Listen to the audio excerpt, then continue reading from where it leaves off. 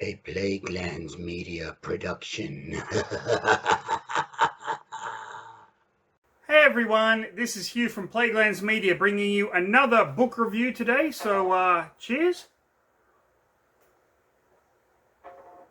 And in case you're wondering what whiskey I'm drinking right now, it's Bell's.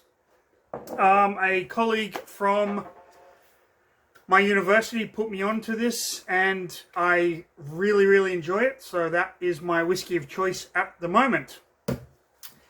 Today we are going to review a techno thriller, but keep in mind this is a very early techno thriller. This book came out in 1998.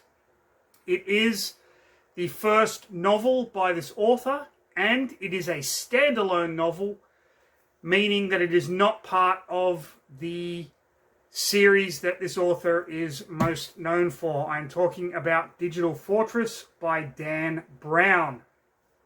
Dan Brown being the author behind the phenomena that was the Da Vinci Code and the subsequent 4 other books in the series: Angels and Demons, Inferno,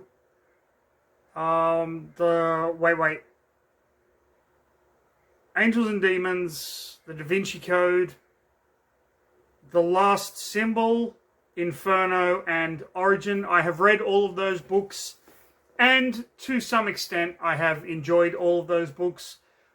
The movies, I've seen the Da Vinci Code, and it was what it was. I thought Angels and Demons was a much better film than the Da Vinci Code. And I have yet to watch Inferno. Now, Dan Brown is a very contentious author for a lot of people, myself included. When the Da Vinci Code was first released, my mother actually got it long before the hype. It was part of this Doubleday catalog. Now, for those of you that don't know what Doubleday is, it's basically a catalog. You buy books really cheap. You pick like 5 books out of this catalog, and then you pay and they send them to you. So my parents would always order books, and I would always put in a couple of mine. And yeah, that kind of didn't help the collection thing I have with novels. I mean, I'm just going to turn the camera down to see the edge of my desk, and you got like all those books there. So she read the Da Vinci Code, enjoyed it, thoroughly enjoyed it, gave it to me to read, and I thought it was a good book. It was a good kind of religious thriller, and then it just exploded. Like, it was fucking everywhere, and everyone was talking about it. And everyone was fucking crapping on about how this is real and this is the truth and blah, blah, blah. And I had a friend at the time who was convinced that, yeah, what happened in the Da Vinci Code actually happened. And I'm like, if that was the case, it wouldn't be on the fiction section, you fucking moron. But whatever the case may be, it was a book that divided a lot of people, not just for the content, but the writing style as well. I don't think Dan Brown is the best author out there. However, I think he knows the best way to tell the story he wants to tell. And that can be a contentious point of view, and I understand that, and I'm quite happy to talk about that in the comments, because you have to admit that certain authors have a certain way of telling certain stories, and it all comes down to what they want to say and how they want to say it to get it across to the reader, which is us. We're the fucking audience, ultimately. Now, Digital Fortress isn't a book that I purchased. It isn't a book that I wanted to read. It was a book that just happened to be sitting in my office at work, presumably from the last person that had the office. And I had just finished reading a book and needed something to kind of pick up and read. And this was there, and I thought, you know what? Why the fuck not? It's been a while since I've read a techno thriller. I do enjoy them. I really do enjoy these sorts of books. And I had no idea of what the plot was going to be. I didn't even bother reading the blurb on the back of the book with this one. I just saw Dan Brown, a couple of eyes on the cover, picked it up and started fucking reading it with no idea what I was getting myself in for. Now, while this is one of his 2 standalone novels, I believe the other being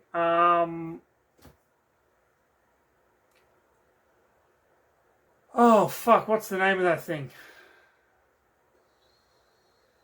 Deception Point, which I haven't read. But after reading this, I am willing to go and track down a copy and see what it's like, because strangely, I did enjoy this. This reminded me a lot of Scarecrow Returns, in as much as everything happens over a very short period of time.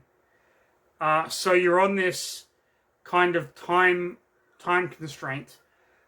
Think of a TV show like 24, or a Johnny Depp movie that not a lot of people talk about, but I think more people should, called Nick of Time, which is a film that actually takes place in real time. So I believe the movie goes for about 2 hours, and the events of the movie happen in the span of 2 hours. It's a really interesting piece of work that I think more people should be fucking looking at, especially in this era of just Hollywood regurgitated crap that is coming out.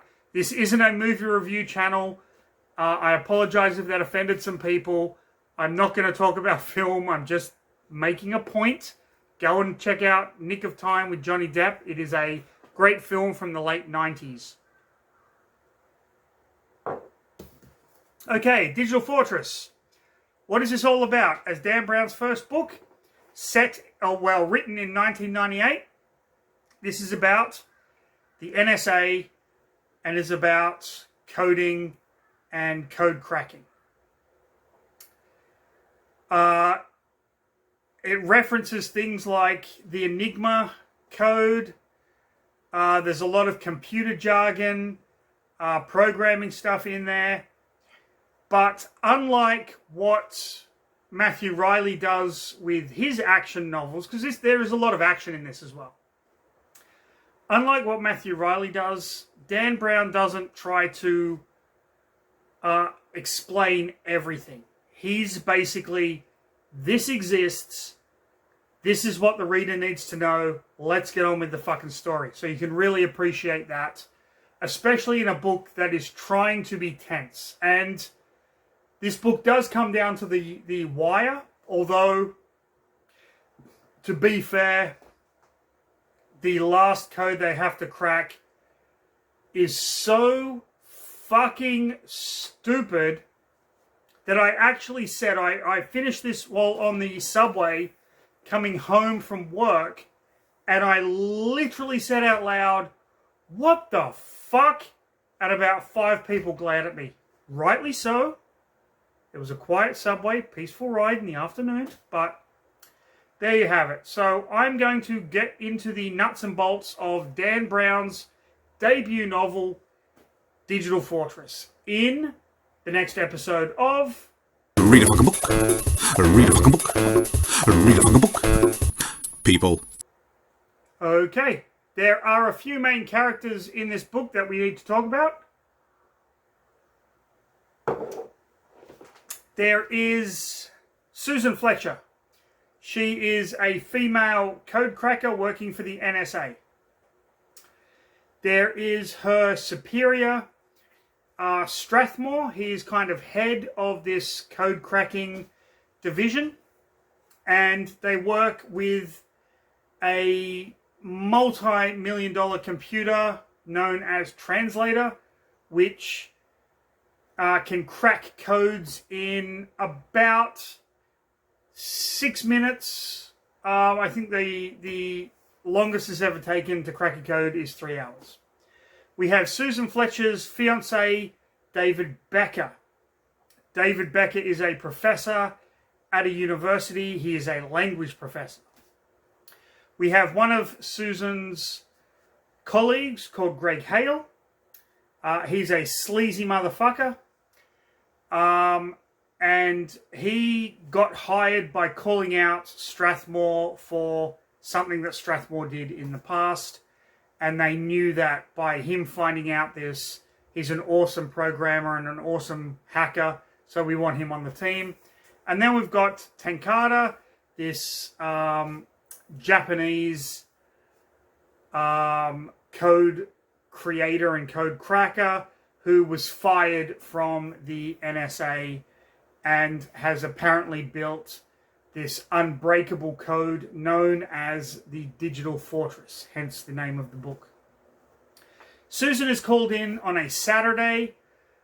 There's a huge point of saying that the code breakers and the code crackers don't come in on Saturday or Sunday because they are so wound up during the week that they need rest time.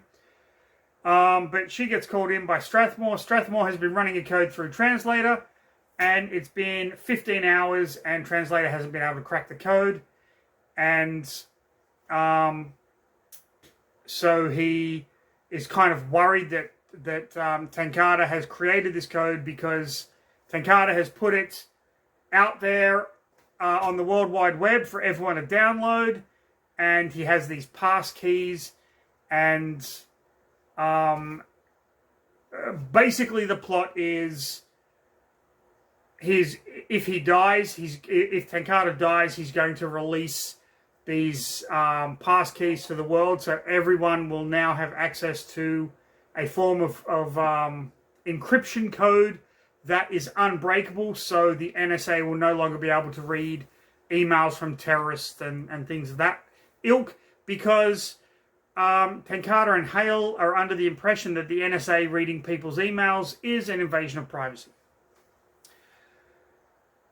Unbeknownst to Susan, Strathmore has sent her fiance to Venice because that was the last known whereabouts of Tenkata, and Tenkata has actually died of an apparent heart attack, and it is believed that he gave his passcode to someone, and Susan's fiance David has to go and get it. David, mind you, is a fucking professor at a university and has no espionage skills whatsoever. Makes perfect sense. You're going to send him to another country. Okay. Now that the shit is out of the way, half of the story happens in the NSA building. Half the story happens with David trying to track down this pass key, which he believes is on a ring that was given to a prostitute or a fat man with a prostitute, and then the prostitute sold it to this punk girl, and then he tracks down this punk girl but gets on the wrong bus and ends up at a punk bar in the middle of nowhere, and then he confronts a punk with other punks, and then they tell him that the punk girl is actually leaving the country, so then he has to hurry to the airport where he meets the punk girl, and the punk girl sprays mace in his face, and then he manages to kind of get the ring from the punk girl, and everyone that he meets is getting killed off by this assassin, including the punk girl. He manages to survive the assassination attempts and gets back to the airport where the assassin is chasing him, and it makes no fucking sense. Like, 0 sense when you find out what the pass key actually is. Back at the NSA, Susan suspects Greg Hale of being Tenkata's inside guy. Strathmore is trying to persuade her of what is going on and how important it is. So there's that misplaced trust issue kind of happening there. So there's all of that is going on while this code is going on in the background in Translator, and then other people are discovering that Translator isn't doing the code, so it must have a virus. So they're trying to shut it down. So Strathmore's killing them by pretending it's Hale killing them, and it just goes on and on. I kid you not, this is over 400 pages that happens in the span of about 12 hours. The code. Hold on. I literally need a fucking drink for this one.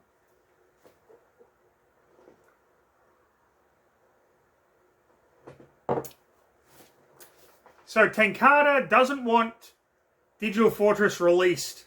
He actually has a code there that will shut it down.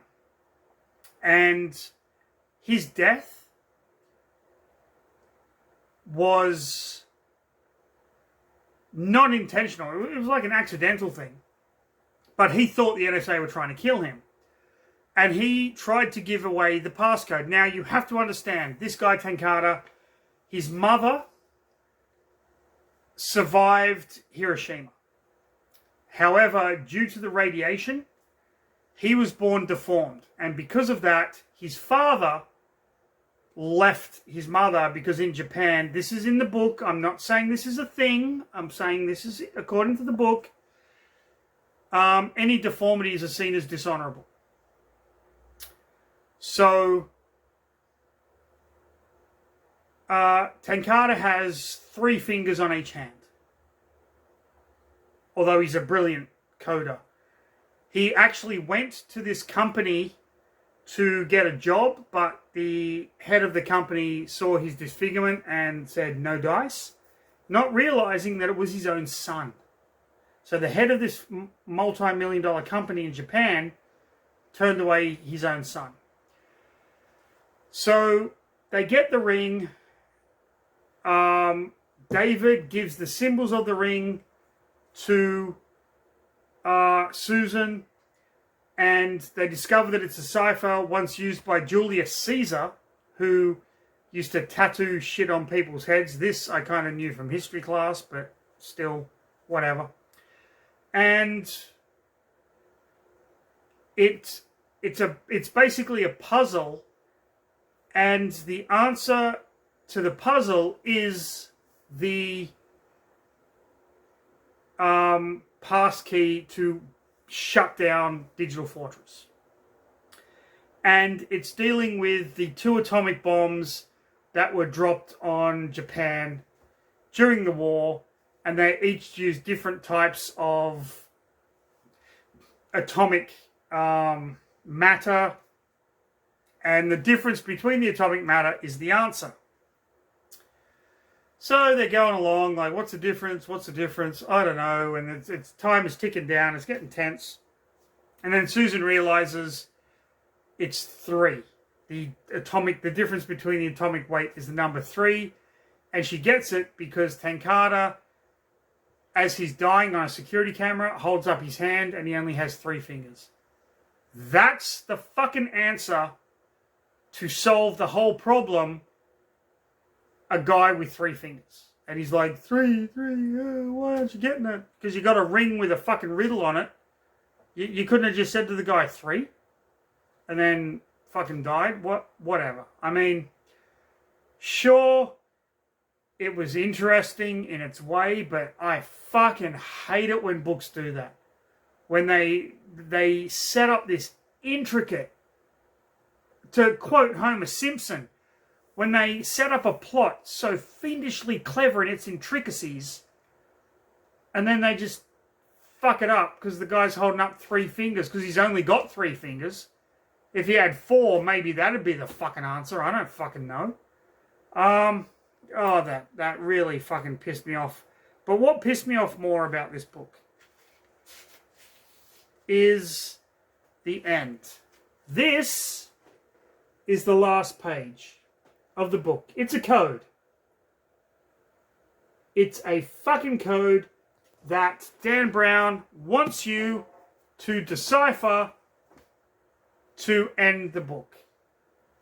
Thank you, Google. I didn't have to do that. And it just says, we are watching you. There you go. I spoiled it for everyone, but who fucking gives a shit? Now, I ranted about the ending of the book. Yes. Did it piss me off? Yes. It really fucking pissed me off. Was it an unsatisfying ending? Yes. Would I recommend it to people? Yes. It's a fun fucking read. You're not going to like the ending, but then you're not going to like the ending of a lot of things. There's a lot of movies I don't like the ending to. There's a lot of fucking comic books I don't like the ending to. There's a lot of movies I don't like the ending to. Does that mean they're bad? No. It just means I wouldn't have done it that way. That's all that means. Don't fucking judge anything by the fact that you enjoyed it up to a point and then you went, oh, wait a minute. Oh, that's not how I would have fucking done that. Oh, the fucking director dropped the ball on that one. 1 out of 10. That's just fucking lame, man. That's fucking bullshit. If you enjoyed it, you enjoyed it. If you hated the ending, you hated the ending. Fuck. There are books that I've hated the beginning. Stuck through. Endings are awesome. Just the reverse. So, there you have it. Dan Brown, Digital Fortress, a confusing mess of action, adventure, computer programming, and a shit ending. But what can you do? It was written in 1998, and remember, it was his first book. Okay? So you've got to kind of give that to him, that he plotted a computer coding techno thriller in a time when everything was kind of just starting out, and he made it into a novel with it's got compelling characters. They are very well written. They have incredibly different personalities, which in and of itself, for a book like this, straight away is a bonus. He dropped the ball at the end. Okay, whatever. It fucking happens. That's life. Everyone drops the ball. He went on to write the Robert Langdon series. I believe he's even written a children's book. So, you know, can't fault him for that, honestly. Can't fault this book for the flaw of a shitty ending, because I enjoyed it. I really did. It was a good time. It was a good read. There you go. Not going to say any more. Just going to leave it there. If you enjoyed the video, like, subscribe, leave a comment. We are almost at 500 subscribers. When we hit that, I am reviewing the most offensive book I own in my collection. And it's pretty fucking bad. I will tell you that. It's pretty fucking bad. Also, if this video gets... I'm going to go with... I did it for the last one. If this gets 5 comments, doesn't even have to be coherent comments, just 5 comments, I will give you my top 5 thriller novels that I've read of all time. So, if you want to see me doing some top 10, top 5 lists, comment down below, or heck, just get your friends to write some fucking gibberish shit. And then, yeah, I'll start doing some list videos, because the internet apparently likes those. So, yeah. Anyway, until then, stay safe. Have a fantastic rest of your day. Don't go hacking into the NSA just because I told you all the shit they're doing. Come on, people. That's not fucking right, and this is probably going to get flagged because I suggested it. Just go out there and read a fucking book, people.